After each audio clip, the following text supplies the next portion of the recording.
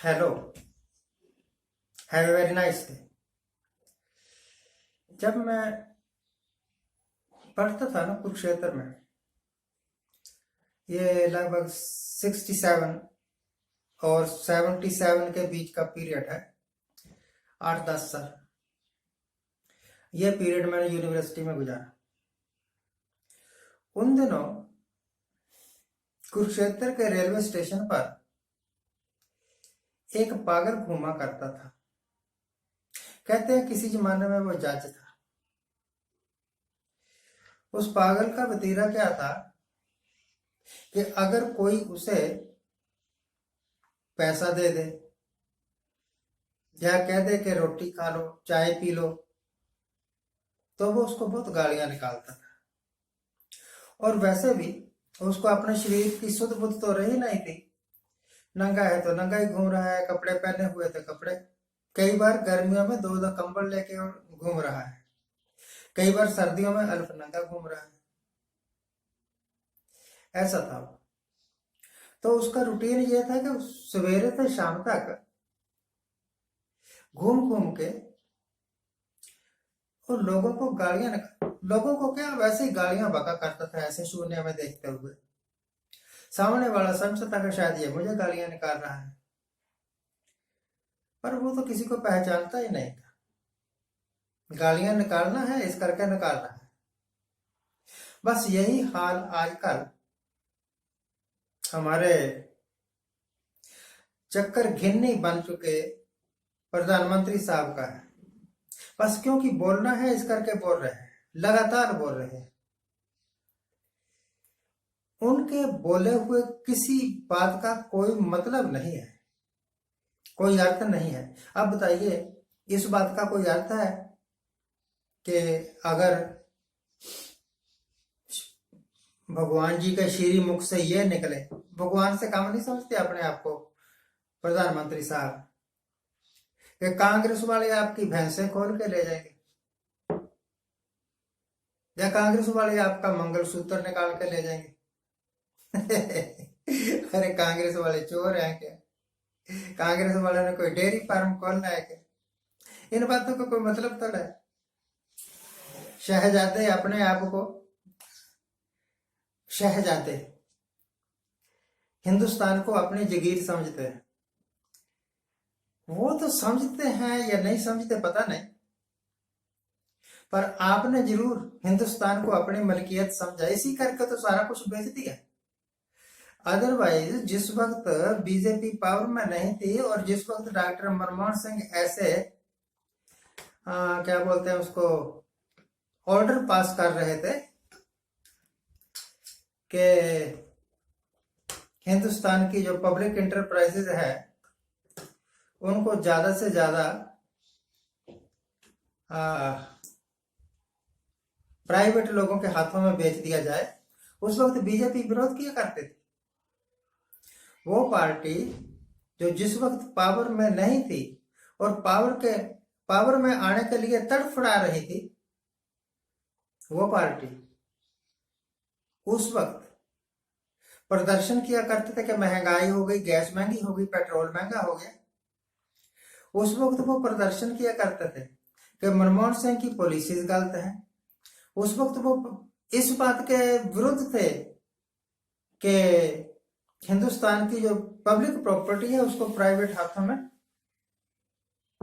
बेचा जाए, इस बात के विरुद्ध थे। परंतु जब पावर में, जिस वक्त वो पावर में नहीं थे, उस वक्त आधार कार्ड का विरोध किया करते थे, उस वक्त ये मनरेगा का विरोध किया करते थे।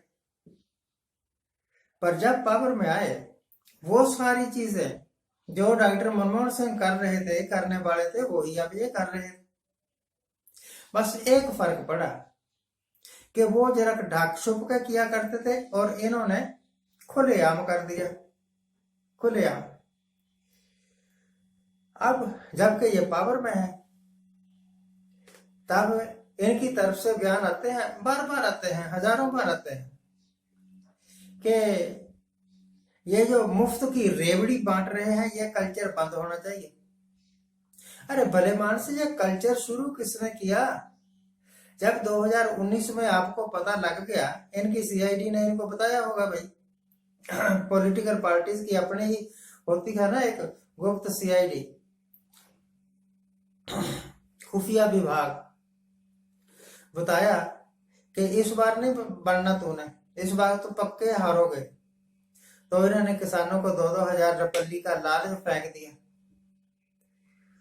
और वो तुर्क का पत्ता ऐसा काम आया कि साहब फिर जीत गए। अदरवाइज जीतने की तो कोई नौबत ही नहीं थी, हारना तो पक्का ही था। और कल की बात है, कल कश्मीर में यही खबर देते हैं, टीवी पर ही खबर आ रही है, कश्मीर में एयरफोर्स की गाड़ियों पर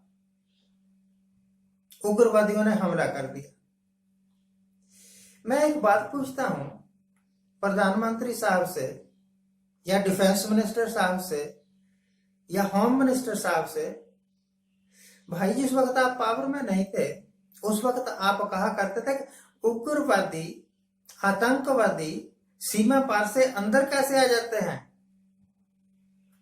मिलिट्री आपके पास है, पुलिस आपके पास है, सीआरपीएफ आपके पास है, कितनी ही किस्म की आपके पास फोर्सेस हैं, आर्म्ड फोर्सेस, और बड़े जबरदस्त, बड़े सोफिस्टिकेटेड हथियार और बड़ा सोफिस्टिकेटेड नेटवर्क।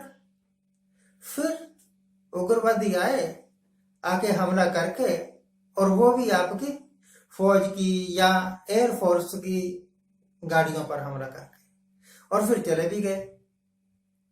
आप क्या कर रहे थे? आपकी फोर्सेस क्या कर रहे थे? इसका मतलब आपकी फोर्सेस ने या आपने ध्यान ही नहीं दिया कि हमारा नेटवर्क मजबूत रहे, हमारे देश में कोई इंट्रूडर ना घुसे। अगर ये हालत है तो फिर आप किस मुंह से वोट मांग रहे हैं?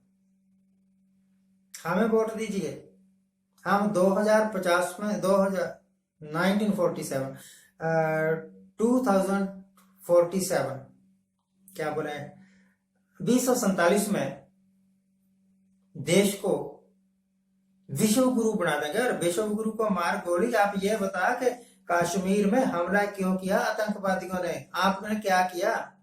अगर आप देश को सुरक्षित नहीं रख सकते तो फिर आपको प्रधानमंत्री बनने का, गृह मंत्री बनने का, डिफेंस मिनिस्टर बनने का हक क्या है? छोड़ो, अपना झोला उठाओ और चल दो। कहीं ना कहीं देश के किसी कोने में, किसी शहर में जिस तरह लोगों को सलाह देते हो, इसी तरह पकौड़े तलना शुरू कर दो, चाय की दुकान खोल लो। और चाय का धंधा तो आपका पिता पुरखी है, शुरू से कर रहे हो। और एक और बड़ा धंधा है, वो कर लेना जो 35 साल तक आप लगातार करते रहे। भगवान श्री के मुख से ही सुना है मैंने कि मैं 35 साल भीख मांगता रहा। पता नहीं कितना सच है कितना झूठ है, हमने तो देखा नहीं। वैसे इनके कार व्यवहार से, इनके बिहेवियर से, इनके रहन सहन से लगता तो नहीं कि कभी इन्होंने भिक्षा मांगी हो। जो आदमी सवेरे से शाम तक सिर्फ और सिर्फ झूठ ही बोलता हो, उसको भीख मांगने की जरूरत नहीं पड़ती, वो तो वैसे ही लोगों को ठग लेता होगा।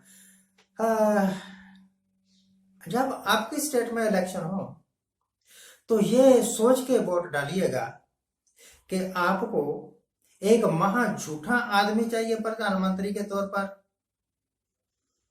या एक सच्चा, ईमानदार और गरीबों का हितैषी प्रधानमंत्री चाहिए। प्रधानमंत्री का मतलब प्रधानमंत्री नहीं नरेंद्र मोदी हो गया, राहुल गांधी हो गया, ऐसे नहीं। प्रधानमंत्री का मतलब उसका पूरा सिस्टम, उसकी पूरी सरकार। Thank you very much for watching, keep watching, please subscribe my channel.